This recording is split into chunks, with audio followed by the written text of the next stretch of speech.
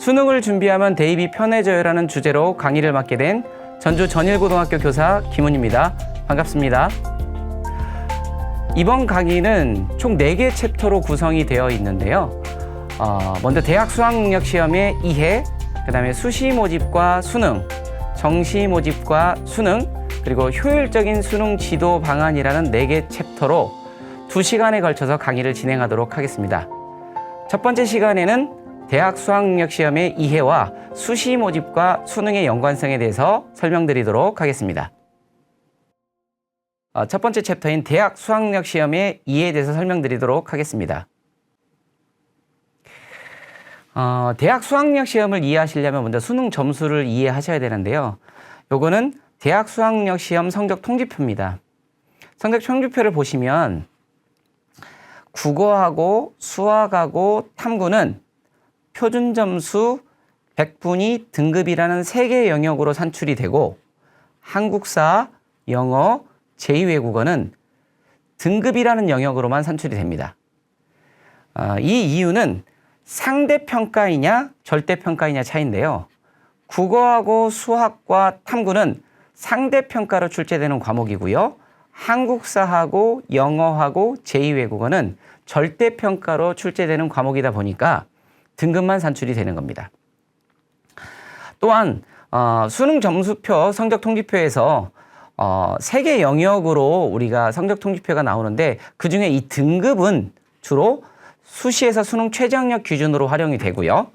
그 다음에 표준 점수하고 백분위는 정시의 대학별 점수로 주로 활용이 됩니다. 정시에서 주로 활용된다는 얘기죠. 그러면 각각 이 수시와 정시 요거에서 활용되는 사례들을 좀 설명드릴 텐데, 먼저 수능 성적 통지표에서 이 영역에 대해서 좀 간략하게 먼저 설명을 좀 드리도록 하겠습니다.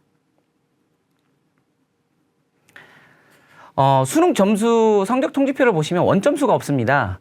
아마 이걸 좀 의아해 하실 텐데요. 원점수를 미공개하는 이유는 우리가 수능에서 보는 모든 과목들의 난이도를 전부 다 맞추기가 힘들기 때문에 그렇습니다.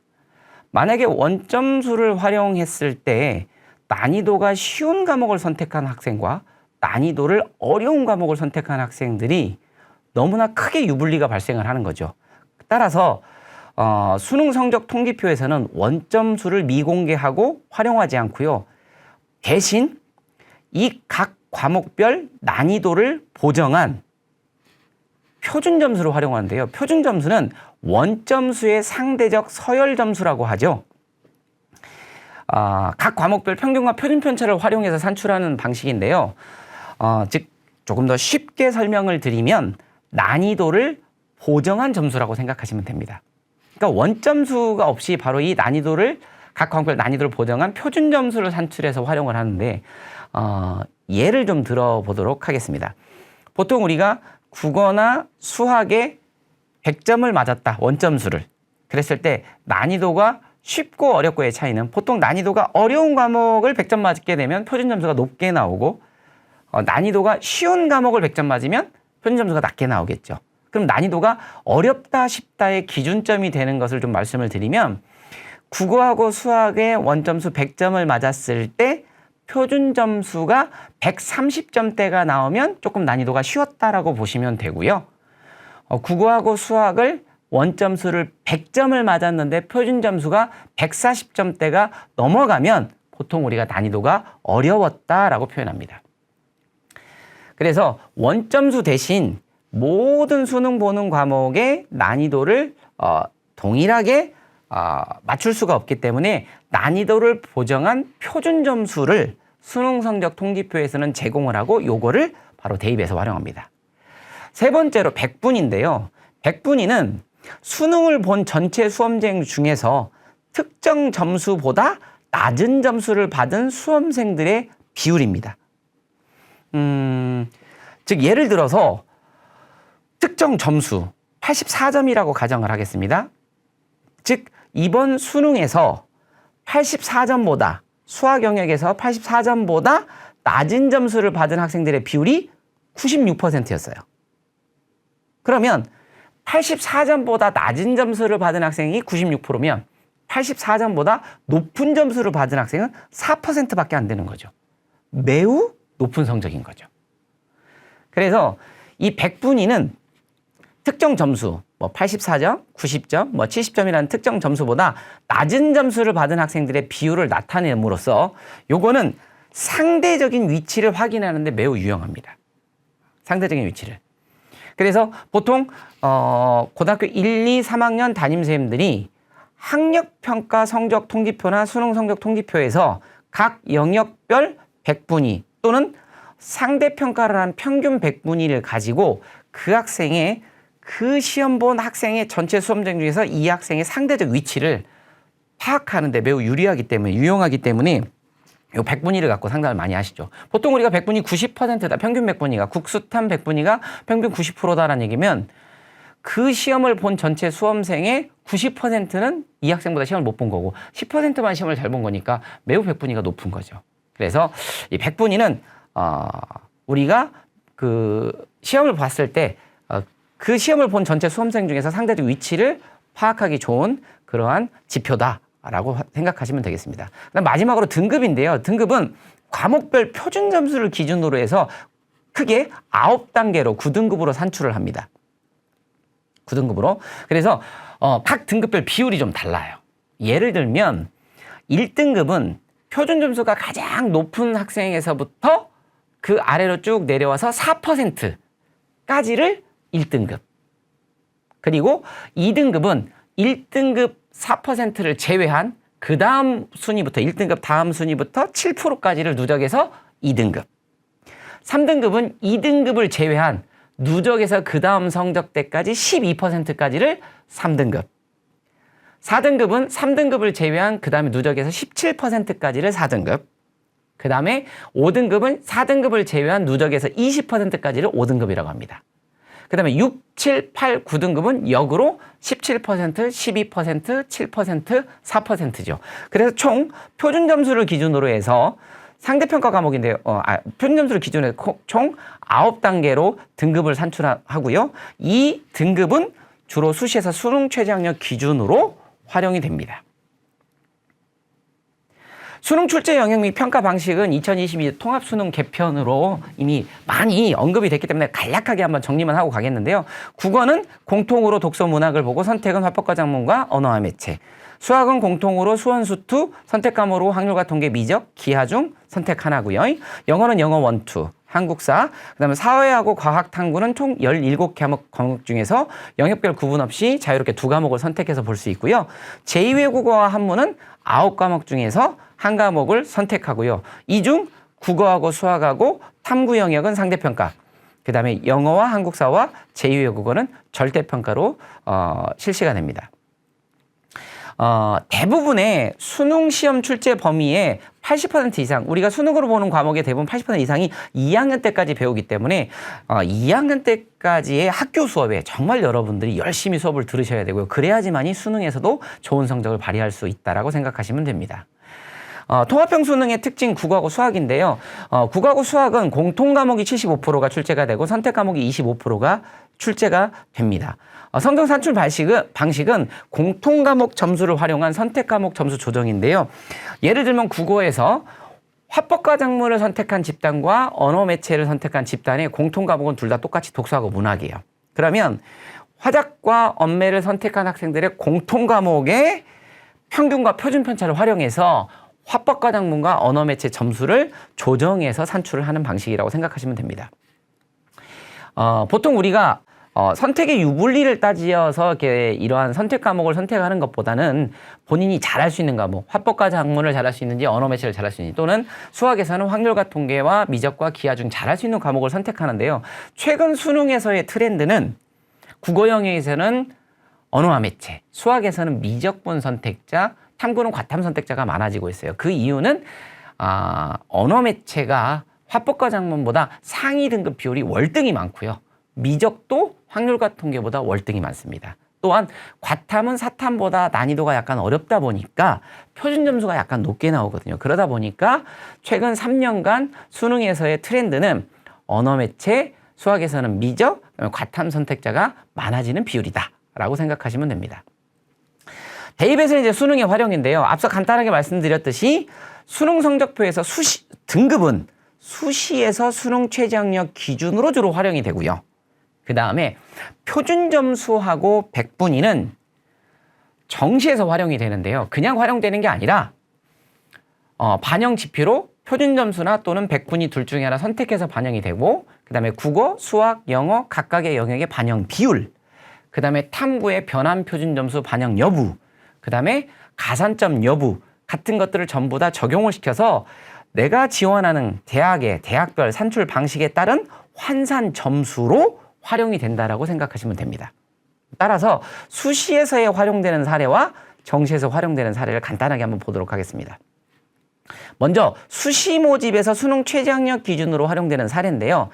2025년도 연세대학교 추천형 인문계열과 자연계열의 수능 최저학력 기준을 보겠습니다. 인문계열은 국어, 수학, 영어, 탐원, 탐투 해서 두 개 영역 합 4등급 이내, 국어, 수학 둘 중에 하나 반드시 포함해야 되고요. 영어는 3등급, 한국사는 4등급 이내.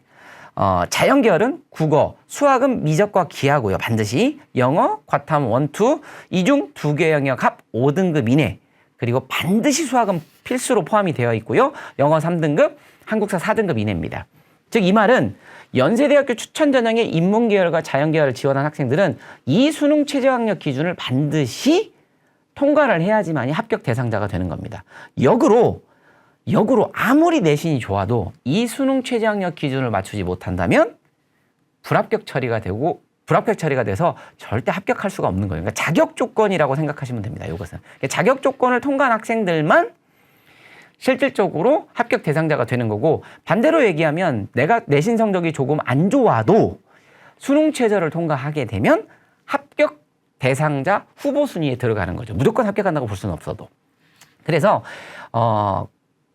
작년과 재작년에 조금 성균관대학교 좀 특이 사례가 있어 말씀드리면, 2년 전에 성균관대학교 학생부 교과 전형의 교육학과의 합격 사례에 내신이 4.9등급 정도 합격한 사례가 있고요. 또 올해 대학교 1학년에 성균관대학교 교과 전형에서도 심리학과인 것 같아요. 한 3.0 정도 되는 학생이 합격한 사례가 있습니다. 그래서 이 수능 최저학력 기준이 갖고 있는 영향력이 바로 이렇다라는 거고요.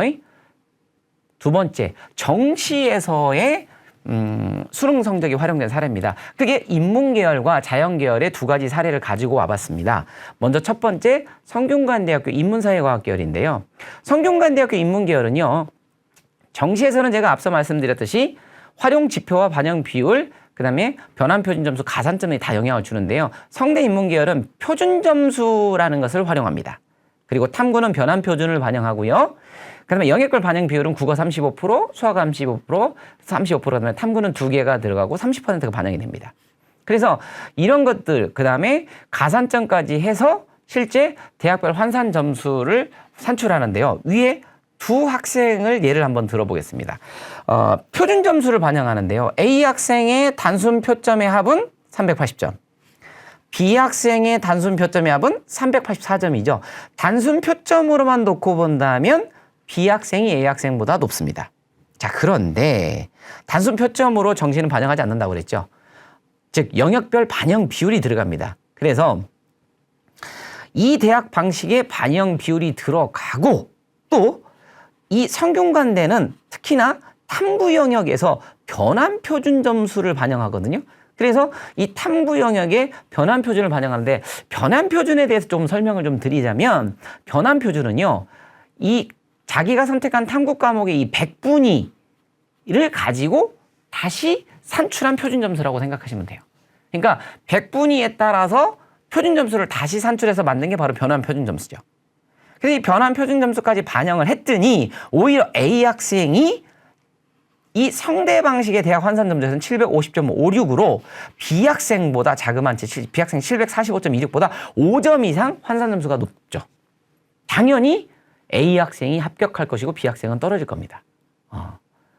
이처럼 정시에서는 단순 표점으로 반영되는 게 아니라 그 대학에서 어떤 걸 활용하느냐, 표준 점수 100분위로 어떤 걸 활용하느냐, 활용 지표를 뭘로 활용하느냐, 그 다음에 각 영역별 반영 비율이 무엇이냐, 그 다음에 변환 표준을 반영하느냐, 가산점이 있냐 없냐에 따라서 대학별 환산 점수가 높은 학생이 훨씬 더 유리하다라고 보시면 되고요. 두 번째 사례입니다. 이번에는 자연계열인데 서울여대 화학생명과학부인데요. 이 서울여대는 백분위를 활용합니다. 활용지표로. 그리고 4개 영역을 전부 다 반영하는 게 아니라 우수 영역을 선택 반영해요. 몇 개를? 3개를. 그러니까 국어나 수학이나 영어, 탐구 중에서 가장 잘 본 영역 3개를 반영하는 거죠. 자, 그래서 위에 두 학생을 예를 들었는데요. A 학생의 단순 백분위가 208, B 학생은 단순 백분위가 220이에요. 오히려 B 학생이 백분위가 월등히 높죠. 그런데 이 서울여대 방식으로 3개 영역만 반영을 하면 A 학생은 수학의 백분위와 탐구 하나 들어가니까 탐구 하나의 백분위, 그 다음에 영어가 들어갑니다. B 학생도 마찬가지로 수학 백분위와 탐구 하나 백분위와 영어가 들어가죠. 자, 그런데 이 대학 방식으로 산출을 했더니 오히려 백분위가 낮은 A 학생이 백분위가 높은 B 학생보다 대학별 환산 점수에는 더 높게 나왔어요. 4점이나. 그 이유는 바로 영어 등급별 점수에서 실질적으로 이 서울여대는 1등급과 3등급의 등급별 차이가 크지 않았던 거죠. 그러다 보니까 A 학생이 B 학생보다 실제 대학별 환산 점수에서는 더 높게 나온 거죠. 그래서 결론적으로 정시에서는 내가 지원하는 대학의 환산 점수를 산출을 해서 그 모집 단위 내에 내가 석차가 높을수록 유리하다라는 겁니다. 이해가 가셨을 거라고 생각합니다. 자, 그러면 두 번째 챕터로 넘어가겠습니다. 수시 모집에서의 그럼 과연 수능은 어떤 영향을 주느냐? 이미 앞서 수시 모집에서 수능이 수능 최저 기준이 영향을 주는데 과연 수능 최저 기준을 활용하는 전형이 무엇이고 그 다음에 수능 최저 기준을 적용하는 비율이 어떻게 되는가, 또한 수능 최저 기준을 적용을 했을 때 예를 들어서 수시는 학생부 교과, 종합, 논술인데 각각의 전형에서 입시 결과가 어떻게 달라지는가를 한번 간단하게 정리를 좀 해보도록 하겠습니다. 먼저 수시 전형에서는 학생부 교과, 종합, 논술이 수시 전형인데요. 전부 다 수능 최저가 있습니다. 자, 경희대를 한번 예를 들어서 보도록 하겠습니다. 경희대는 학생부 교과 전형에서도 수능 최저가 있고요. 그 다음에 논술 전형에서도 수능 최저가 있습니다. 반면에 학생부 종합 전형에서는 수능 최저가 없죠. 자, 그런데 경희대학교 신입생 모집 요강의 선발 원칙을 보면 이렇게 나와 있어요. 수능 최저학력 기준 미충족자는 입학 전형 대상에서 제외한다. 이 말은 학생부 교과 전형과 논술 전형에서 수능 최저 기준을 통과하지 못한 학생들은 무조건 불합격된다는 얘기예요. 역으로 얘기하면 수능 최저 기준을 맞추게 되면 후보 순위가 되고 합격 가능성이 있다는 얘기죠. 그래서 수능 최저학력 기준이 매우 중요한 거고요. 그렇다면 수능 최저학력 기준을 적용하는 인원의 비율은 어떻게 되냐? 먼저 많은 학생들이 가고 싶은 서울 15개 대학에서의 최저학력 기준 적용 비율을 전형별로 봤더니 교과 전형에서는 올해 2025년도에 79.7%, 종합에서는 27.1%, 논술에서는 84.2%로 전체적으로 수시 전형에서 54% 이상이 수능 최저학력 기준이 적용이 돼요. 많이 적용되죠. 또 다른 전형보다는 특히나 이 교과 전형으로 갈수록 수능 최저 기준이 더 많이 필요한데요. 우리 지역 대학인 전북대학하고 전남대학에서의 교과 전형에서요 수능 최저 적용 인원 비율을 보면 88.1%예요. 그리고 아까 앞서 본 서울 15개 대학은 79.7%, 광주 전남소재대학이 29.4%입니다. 그리고 교과 전형 수도권 상위권 대학의 자그마치 82%가 올해 수능 최저학력 기준이 적용이 되고 있고요. 전년도에 적용이 안 되다가 올해 적용되는 대학도 추가로 있죠. 연대와 한양대. 교과 전형이 수능 최저 기준이 적용됐고요. 또 학생부 종합 전형도요. 수능 최저 기준 적용을 확대하고 있습니다. 특히나 올해는 서울시립대, 포스텍, 한양대 추천 전형이 전년도에는 수능 최저가 종합에서 없다가 올해 수능 최저 적용을 시키기 시작을 했죠. 점점 종합에서도 확대된다 라고 보시면 됩니다. 따라서 다시 한번 정리를 하자면 결국은 수시에서 수능 최저학력 기준은 상위권 대학을 지원하는데 허들이다. 그래서 이 경희대학교를 보시면 2개 합 5등급 이내인데 탐구 2개 평균으로 반영이 되고요. 이 조건을 맞추지 않으면 절대 합격할 수가 없다. 그럼 우리 지역의 대표적인 대학 전북대학교의 학생부 교과전형 수능 최저학력 기준을 보면 올해 전북대학교가 학과 모집에서 계열 모집으로 좀 바뀌었죠. 그래서 인문계열, 생활과학 계열부터 해갖고 자연과학 계열까지 있는데요. 대부분의 이 계열은 2합 8. 그리고 국어교육, 영어교육, 간호학과만 2합 6. 그 다음에 수학교육과는 2합 7인데 조건이 있죠. 반드시 수학 3등급 이내. 그리고 수학을 필수로 반영한다라는 거. 그 다음에 과학교육학부는 2합 10으로 가장 완화되어 있는 것처럼 보이지만 수학과학만 반영하죠. 그렇죠. 그 다음에 수의학과부터 의학과지 메디칼 학과의 수능 최저 기준까지 확인하실 필요가 있고요. 그래서 수능 최저 기준 충족은 수시 성공의 기본이라는 겁니다. 만약에 내가 목표하는 대학이 서울 중위권 대학이라고 한다면 2등급 2개나 2등급 하나, 3등급 하나. 서울 중상위권 대학이라면 중위권 대학이라면 3등급 2개 또는 3등급 하나, 4등급 하나. 만약에 상위권 대학이라고 한다면 2등급 3개 또는 2등급 2개, 3등급 하나. 또는 의대를 가려고 한다면 1등급 3개 또는 1등급 2개, 2등급 하나 또는 2등급 2개, 1등급 하나 정도. 그리고 거점 국립대학이라고 한다면 4등급 2개 정도를 반드시 마치셔야 된다는 겁니다. 자, 그렇다면 지금부터는 과연 이 수능 최저학력 기준 적용 여부에 따라서 실제 합격선이 달라진 사례를 좀 볼 텐데요. 한양대학교, 고려대학교를 볼게요. 한양대는 수능 최저가 없는 대표적인 교과 전형이고 고려대는 수능 최저가 있죠.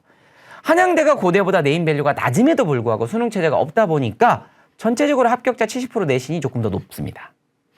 두 번째 사례인데요. 건국대학교, 경희대인데 건대가 경희대보다 네임밸류가 낮지만 건대는 수능 최저가 없고 경희대는 수능 최저가 있죠. 그러다 보니까 건대가 전체적으로 약간 합격자 70% 컷이 좀 높고 경희대는 더 낮은 성적대도 합격한 사례가 있죠.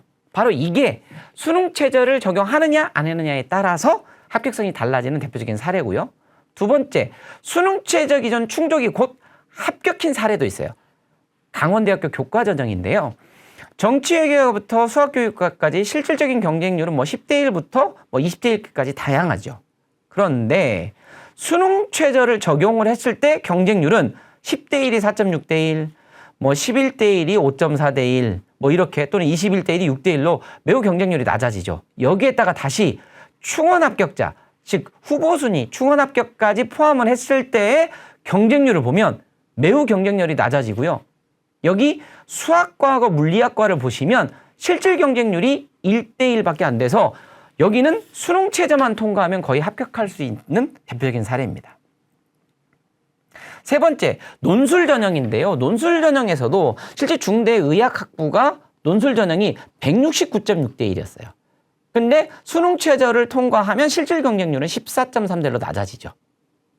즉, 논술 전형에서도 결국은 최저 기준 통과가 먼저 돼야 된다는 얘기입니다. 그렇다면 실질적으로 훨씬 더 경쟁률이 낮고 그다음에 논술을 잘 보게 된다면 합격 가능성을 높일 수가 있는 거죠. 자, 그다음에 제가 올해 입시의 가장 큰 화두가 의대의 모집 인원의 순증입니다. 약 1,500명 이상의 순증했는데요. 아니나 다를까 호남권 의대도 선발 인원이 교과 중심으로 해서 되게 많이 확대가 됐습니다. 그래서 제가 2024년도와 2025년의 선발 인원을 좀 비교를 해봤는데요. 2024년도에 원광대학교는 지역 인재로 45명을 선발하다가 올해는 102명, 전남대는 94명에서 130명, 전북대는 89명에서 111명, 조선대는 75명에서 100명으로 자그만치 303명에서 올해 143명으로 140명 이상이 지역 인재 인원이 늘어났습니다. 즉 지역 인재 인원이 이렇게 늘어났다는 얘기는 굉장히 의예과를 가려고 하는 학생들한테는 절호의 기회고요. 반드시 올해 적극적으로 노려야 된다고 생각을 합니다. 특히나 원광대학교가 57명으로 굉장히 많이 늘었고요. 전남대학교도 36명으로 되게 많이 늘었습니다. 원광대학교를 보면 원래 원광대학교는 종합전형으로만 지역인재 전형이 있었는데 33명 모집했는데 올해는 교과 전형으로 32명이나 전북으로 선발을 합니다. 이렇게 교과 전형 중심으로 이렇게 많이 늘어났을 때 그럼 과연 이 의대 정원 확대가 분명히 기회인 건 맞는데 과연 무엇이 중요하냐? 바로 수능이 관건이죠. 그래서 제가 정리를 해봤습니다. 전북대 지역인재의 수능 최저 기준은 4합 6 이내, 탐구 2개 평균이고요. 탐구는 절사를 해줍니다. 전북대 지역인재는 종합전형 같은 경우는 3합 6 이내, 탐구 하나, 수학 반드시 포함이고요. 교과전형은 3합 5 이내이고요. 탐구 2개 평균이 들어가고 절사도 안 해주고 여기도 반드시 수학 포함입니다. 원광대학교는 수시 교과전형이 3합 5 이내는 매우 높습니다. 그래서 따라서 올해 원대 수시 교과전형은 혹시 내신이 조금 안 좋더라도 이 수능 최저를 맞출 수 있는 학생들은 적극적으로 지원해 볼 필요성이 있다고 생각하고요. 전남대학교도 3합 5 이내, 탐구 2개 평균. 조선대학교는 3합 5 이내고 탐구 하나가 들어갑니다. 그래서 전반적으로 의대 정원이 140명 이상 늘면서 기회는 맞지만 뭐가 우선이다? 수능 최저를 반드시 맞춰야 된다는 것. 이거를 꼭 기억을 하셔야 됩니다. 그래서 그 사례를 좀 가져와 봤는데요. 수능 최저 충족률 사례, 전북대 지역인재 약학과 사례입니다. 대입 상담 프로그램에서 전북대 지역인재 약학과 사례를 가져와 봤는데 전북대 지역인재 약학과가 수능 최저가 3합 7입니다. 대입 상담 프로그램에 나와 있는 도수에서 표본 자료를 봤을 때 총 50%가 수능 최저를 통과했고요. 보시는 바와 같이 1.29라는 좋은 내신을 가졌지만 최저를 미충족해서 불합격한 학생이 있는 반면 1.62라는 좀 더 훨씬 더 안 좋은 내신이지만 수능 최저를 맞춰서 합격한 사례가 있고, 두 번째 사례는 전북대 지역인재 교과, 의예과 사례인데요. 이거는 2022년도 사례입니다. 이때 당시에 전북대 의예과 교과전형의 합격자 평균 내신이 1.51이었어요. 그런데 이 실제 대입상담 프로그램의 합불사라에서 1.92가 합격한 사례가 있습니다. 이 말은 4합 6이라고 하는 매우 높은 수능 최저를 맞추면 바로 좀 더 훨씬 더 안 좋은 내신에서도 기회가 생긴다는 얘기죠. 그러면 올해 같은 경우는 지역인재 전형의 의예과 모집인원이 확대된 상태에서 분명히 기회다. 그래서 올해 수능을 철저하게 잘 대비를 해서 수능 최저를 맞추게 된다면 의예과뿐만 아니라 상위권 대학 또는 내가 목표하는 대학의 합격 가능성을 높일 수 있다라고 저는 생각을 합니다. 이상으로 수능을 준비하면 대입이 편해요 라고 하는 첫 번째 강의를 마무리하도록 하겠습니다.